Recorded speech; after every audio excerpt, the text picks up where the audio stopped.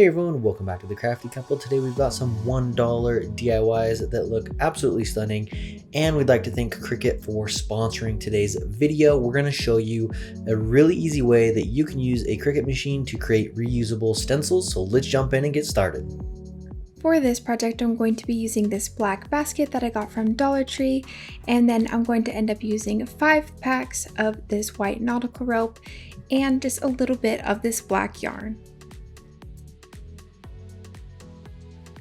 For the nautical rope, if you've seen some of our videos, we really like to use this as 3 different strands instead of just all together. So what I'm doing is just taking the tape off and then undoing all of the strands. Then we will take one of them and some of the black yarn, and we will kind of hot glue them together at the top so that they stay, and you will want to wrap it around. You can do this as tight as you want, or you can have it a little bit looser. It kind of just depends on what your style is. And then I just had a starting point. So you're going to want to make sure that all of your starting points and your ends are at the back. And so just pick a side and that will kind of be the back. So once that was glued on, I just started twisting the yarn around, and then I started wrapping the nautical rope around the basket. You'll want to keep running glue along the whole entire bottom just so that this is really secured onto this basket. I also just followed the bottom line, it's kind of just the edge, and that made this a lot easier. One thing I would recommend if you're going to do this project is just go up a little bit higher than I did. I only went maybe a couple inches up the bucket, and I wish I just did it a little bit more so that you saw more of the design. So this is the end of one rope, and you see that we are really close to the back, so I'm going to cut it just like I said before, so all the seams stay in the back. After I cut it, I just put some more hot glue down, made sure that it was laid down really well, and then I will grab the next string, the next nautical rope, and wrap some black string around it, and then just keep the pattern going. At the beginnings and at the ends of the nautical rope, just make sure to glue it down really well so that it doesn't come up and fray. Since Dollar Tree has all different colors of yarn now, you can make this look fall, you can make a Valentine's Day one, you could do the 4th of July colors, you could do almost anything. You can kind of see how it's going. This is where I ended up stopping, so it is just a little bit lower than I probably should have done. Like I said earlier, I would go up just a little bit more to make it look just a little bit better. So I'm not going to be doing the one with the nautical rope and then the yarn wrapped around.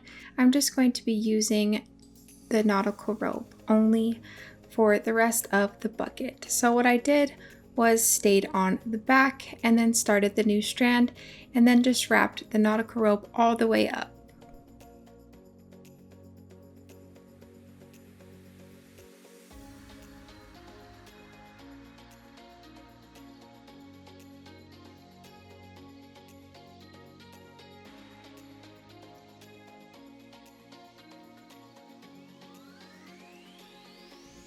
This is what it looked like when I got to the top. So for some reason on mine, the sides were lower than the middle. It might just be the shape of the bucket or something that I did.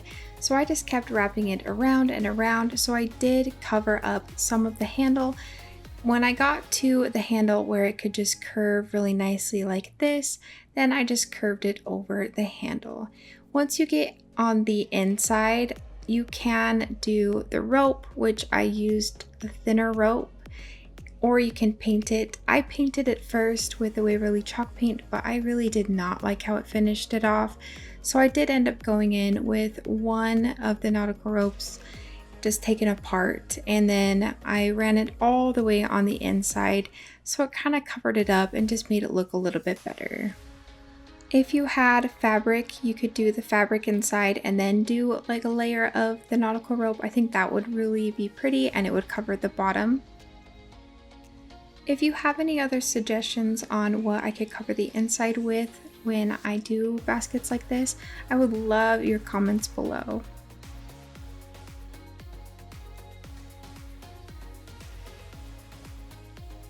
And this is what it looks like finished. I think I made a pretty cute, maybe not too basic basket.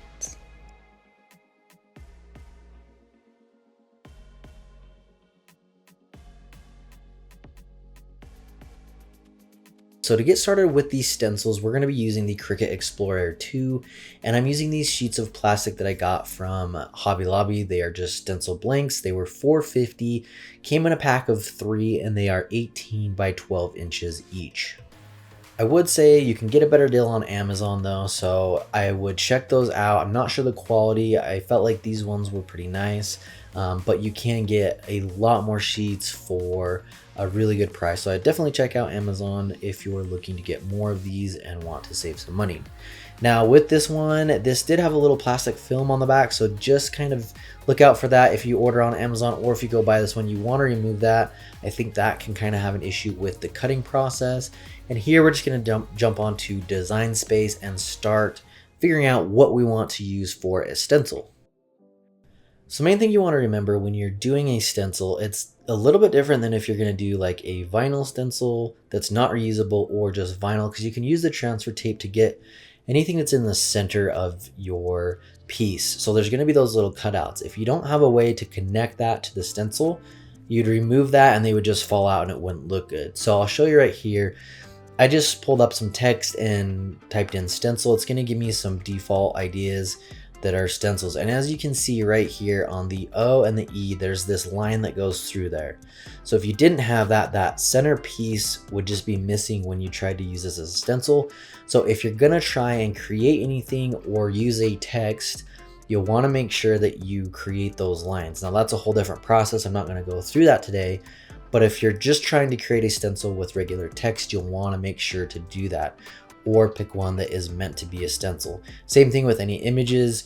Make sure there's nothing in the center that would be completely cut out, because then that would be missing from your whole stencil entirely. For the text here, you can see that there's no lines connecting that inner part to the outside part that would be the stencil. So those would be missing. So just make sure that you have those connected if you're going to customize some text or images. Now, if we go to images, it's going to be the same thing. You could search all sorts of different things. I'm just going to search boho here, and this is going to pull up a lot of different ideas, some that would work and some that wouldn't. So be mindful of how this is going to cut out when you go through the cutting process. The last thing you want to do is set everything up, cut it out, and realize that there's a whole chunk of that stencil that's not there. And again, here's some other images. Now, a lot of these would work, these geometric ones.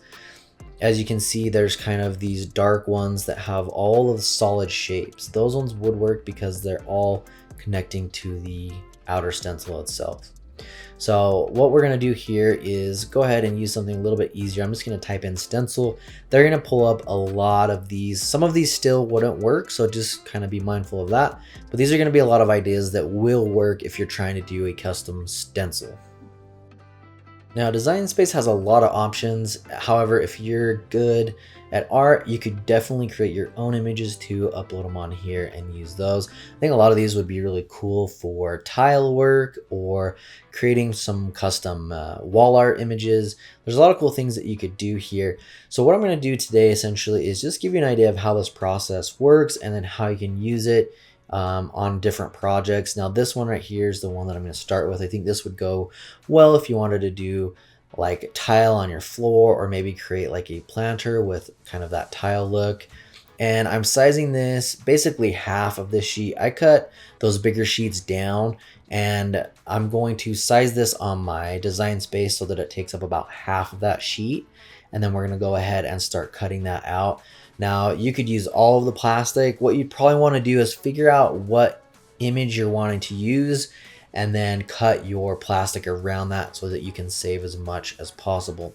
So what you want to do here is make sure that your Cricut is set on custom, and then we're going to go down to plastic, and we're going to click on the stencil film that is 0.4 millimeter. And then I found to cut this a little bit easier, you want to change your pressure setting from default to more. So you want more pressure added to this as it's cutting, and that's going to help cut this a little bit better since it is kind of thicker and harder. and then we'll go ahead and get started with cutting this out. And if you're not familiar with Cricut, it's really a simple machine to use. It's going to prompt you all these different steps to load it, and then it's going to let you know, okay, everything's ready to go. You can press that little Cricut sign, and then it's going to start doing everything. So if you've got a computer or like an iPad, it will walk you through all of the different steps that you need to take to complete your project, and it really is straightforward and really simple. There's so many different designs that you can access on their design space, as well as making your own designs as well. So don't be intimidated. I would say if you're wanting to get started, you definitely just kind of need to jump in and get started. Just mess around with different ideas. Maybe don't start with the stencils like this, but this really wasn't that difficult either. It's just a little bit harder of a material that you're using. Once that's all been cut out, we can go ahead and weed all of those little intricate pieces that we don't need, essentially just removing those and revealing our final stencil. Since we only used a little piece of that plastic, I decided to use the rest of that other side, and I just searched on Design Space for palm, and it brought this really cool leaf that I think would go well with some modern designs, boho designs, and this one I think is really good. This would be perfect for, like I said, tile work and planters. I've even seen like a long piece of wood with those designs, and then a coat hanger underneath it, so it looks really good as like a coat rack. And then this palm was really cool. You could use either of them, the stencil itself, or you could lay this insert down and paint around it. That way anything underneath is going to be either the wood or painted color that you wanted to leave on there. And this one I decided to do the geometric elk. Our family really enjoys the outdoors, especially our kids. They always love having fun going in the mountains and exploring, so I thought this would be fun to do.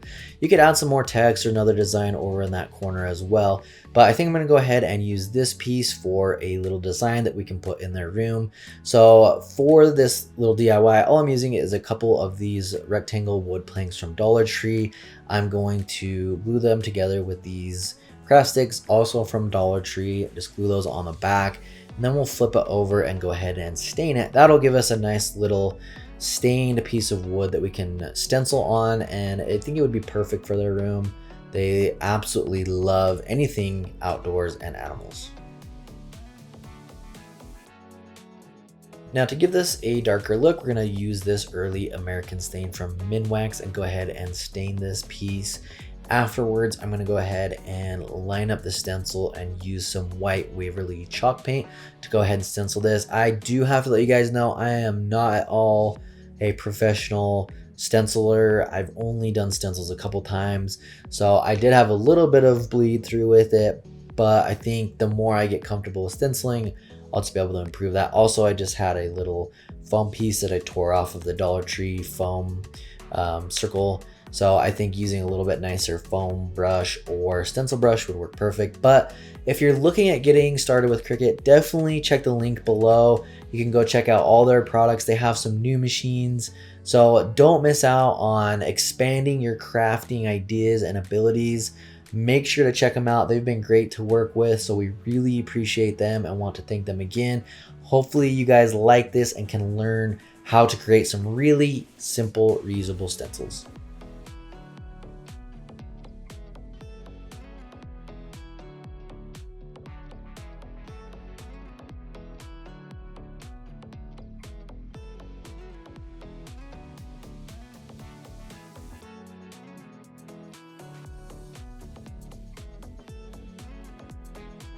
To start this one, we're going to be using one of these Dollar Tree vases and also one of these burner covers from Dollar Tree as well.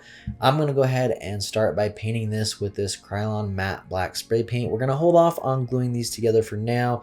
I didn't want to have that big plate on top while trying to glue these wood pieces on. So I'm just going to use these smaller wood skewers from Dollar Tree and these dog toenail clippers to cut these. These work really well for cutting. So if you haven't used them, definitely go check them out.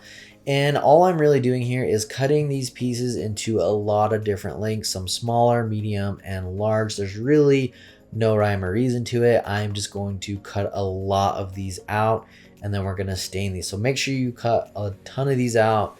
That way you don't have to worry about cutting again later and staining.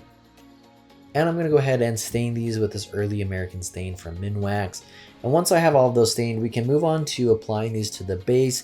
I found it easier to separate these into kind of a small, medium, and large pile. That way, when I was gluing these on, I knew which pieces I was going for.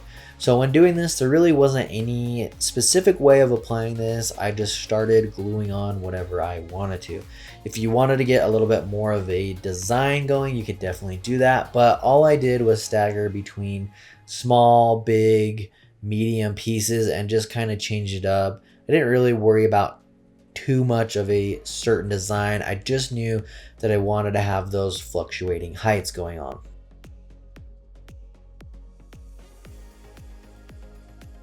And then when gluing these on, you want to try and make them as vertical as possible so they're not tilting left or right.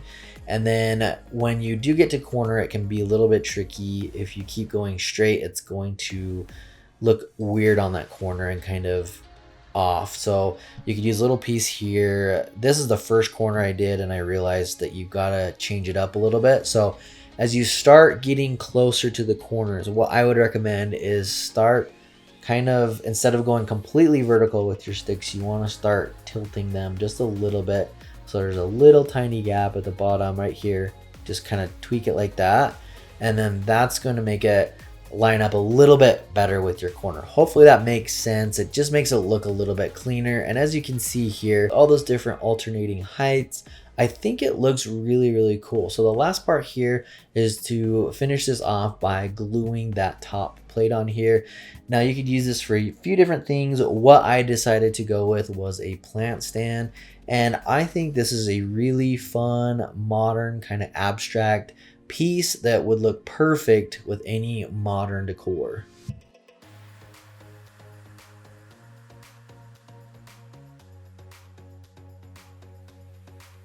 Thanks for watching, guys. We hope you enjoyed today's video. Don't forget to check out everything Cricut has to offer on their website. We have that link down below. And if you guys want to check out more of our dollar DIYs, you can click through right here and check out our playlist with a ton of other videos.